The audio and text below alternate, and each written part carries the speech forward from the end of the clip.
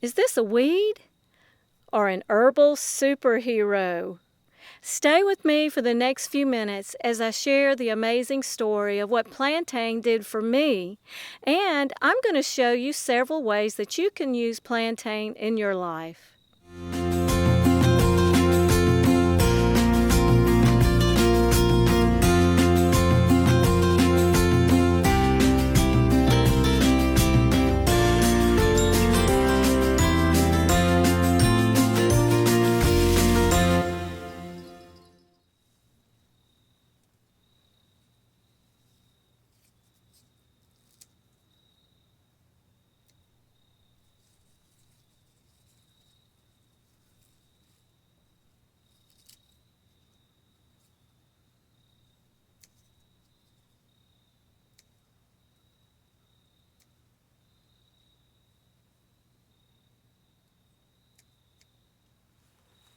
Hey friends, welcome back to my little country cabin.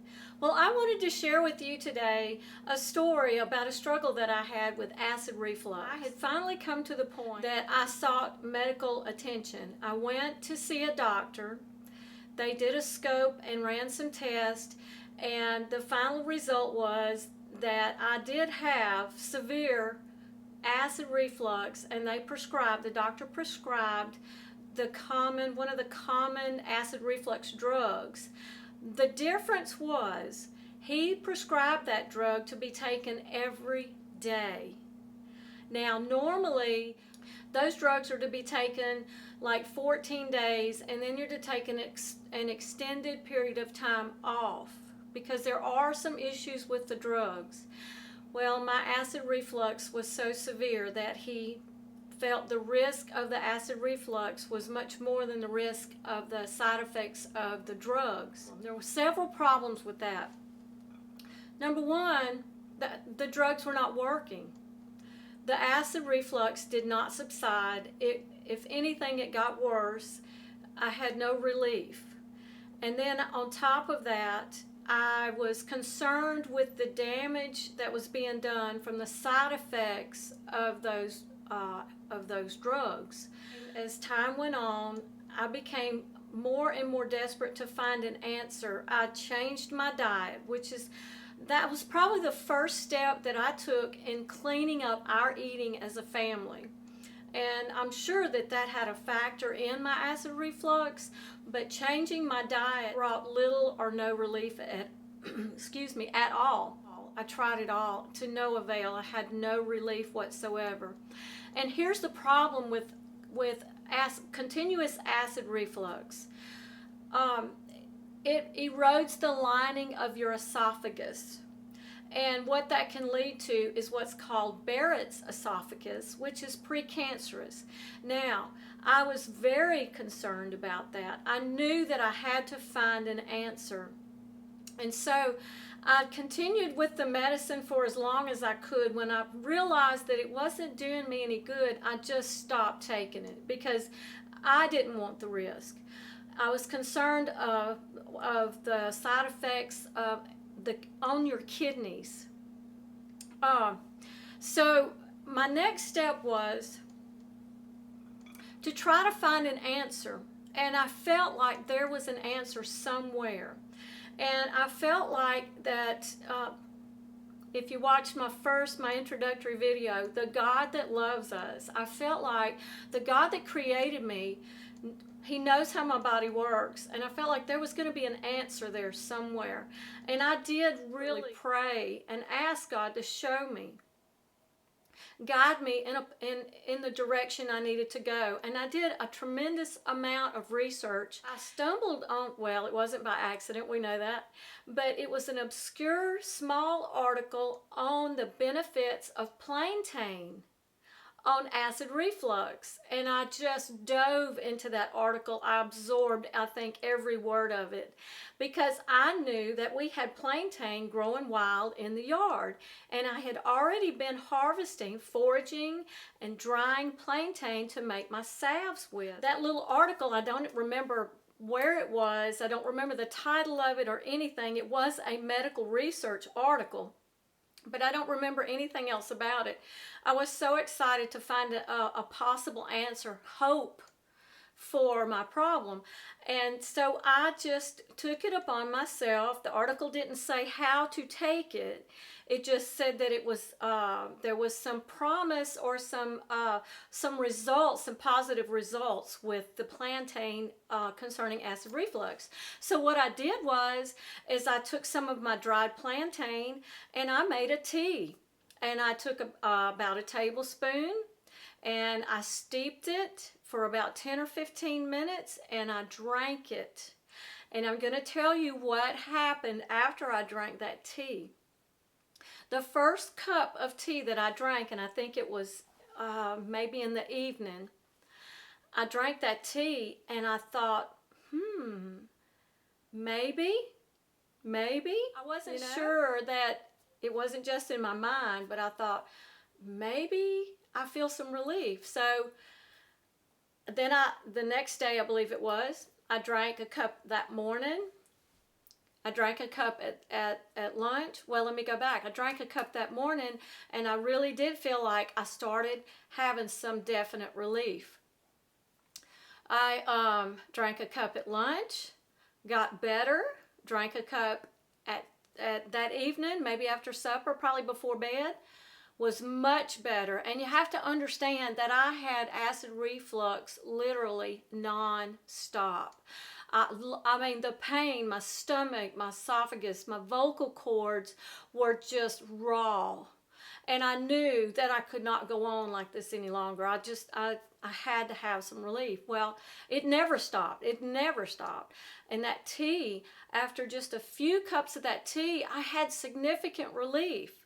So for the next week, I drank it like 3 times a day. And after that first week, it was virtually gone. But I didn't want to stop the tea just yet, so I went to twice a day. And I was much, much better. It was all but gone. And then a week after that, I think I went to 1 cup a day and didn't even finish the week out. I stopped the tea, and I would only drink it 2 or 3 days a week, once 2 or 3 days a week, which was, 2 or 3 cups a week. I had no acid reflux. I had none. I could eat what I wanted. I was getting relief. I could feel the healing going on. Immediately the plantain soothed my stomach. And it was so soothing on my insides, my esophagus and my vocal cords, that from the first cup. I didn't drink it super, super hot because I didn't want to burn my esophagus. But it was very warm.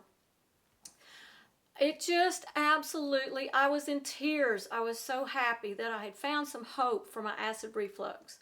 Now I don't drink it except when I need it. If I feel like I have a bout coming on, and you would probably just consider it heartburn now, not even really acid reflux, because I'm Southern.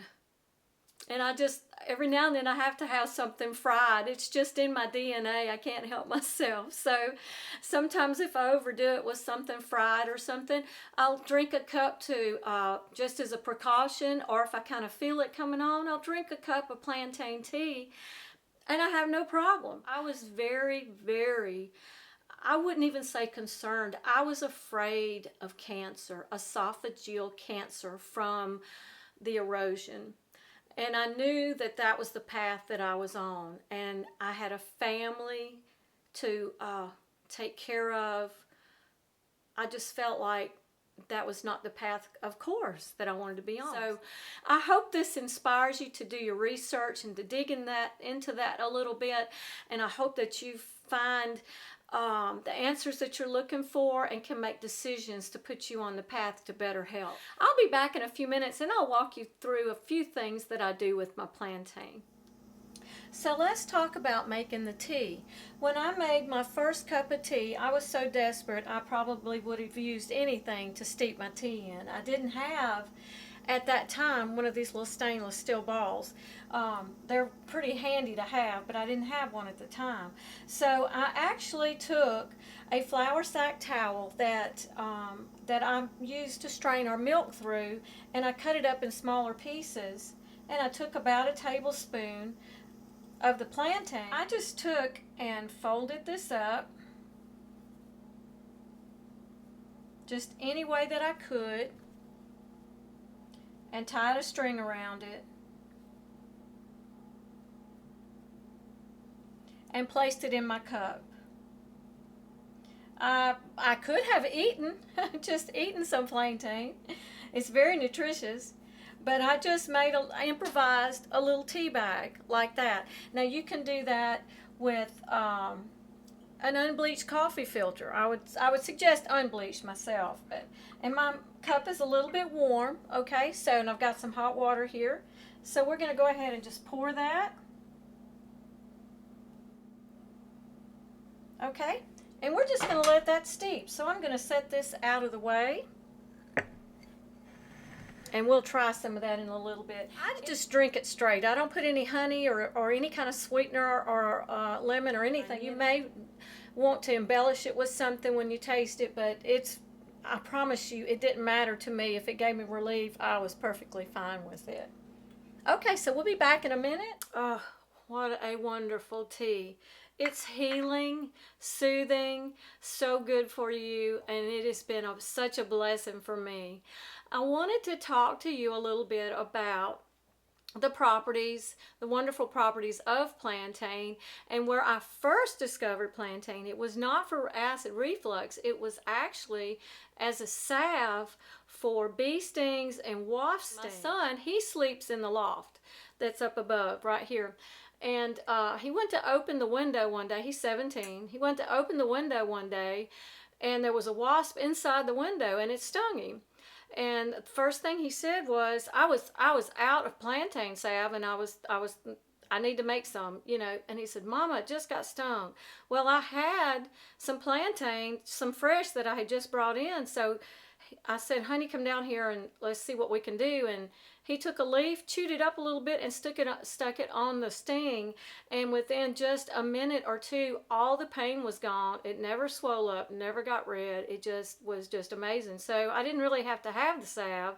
The salve is more convenient, but that's something for you to know. If you're out and about and you're out in your yard and you're doing yard work and you get stung by a bee or something, and of course we love our honeybees. We don't want to kill them, but you know, you might have a problem. You might get stung. Or a wasp. We have wasp here in the summer so bad. Go out there and pull your leaf off and crumple it up, and those oils and all that in there, and just put it on that sting. If you don't have the salve made up or something, it works really well.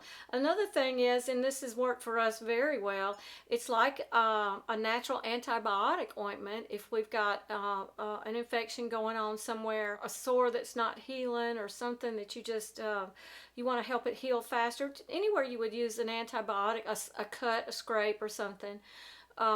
It works really good for that, or it does for us. We have a really good luck with that. So the plantain to me is just a super herb. It's another superhero, and it's one of those ones that I don't want to ever be without. So I hope you read up on it, find out all you can about it. It's so good for you in so many ways, and God placed it here for our benefit, for us to use. So thank him for that, and let's take advantage of those beautiful blessings that he's given us. So thank you so much for stopping by my cabin. If this video brought you some joy or some hope, would you please hit like, hit subscribe, and come back to see me again. I'm so glad you stopped by. God bless.